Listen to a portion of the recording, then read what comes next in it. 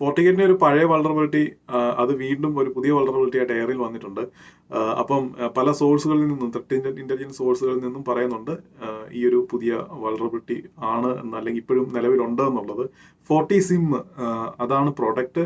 അതിൽ API base ചെയ്തിട്ടുള്ള remote code execution, OS കമാൻഡുകൾ എക്സിക്യൂട്ട് ചെയ്യാൻ, അൺഓതറൈസ്ഡ് ആയിട്ടുള്ള OS കമാൻഡുകൾ എക്സിക്യൂട്ട് ചെയ്യാൻ പറ്റുന്ന രീതിയിലുള്ളൊരു ഇഷ്യൂ ആണ് അവർ കണ്ടുപിടിച്ചിട്ടുള്ളത്. അത് അനലൈസിലിരിക്കുകയാണ്.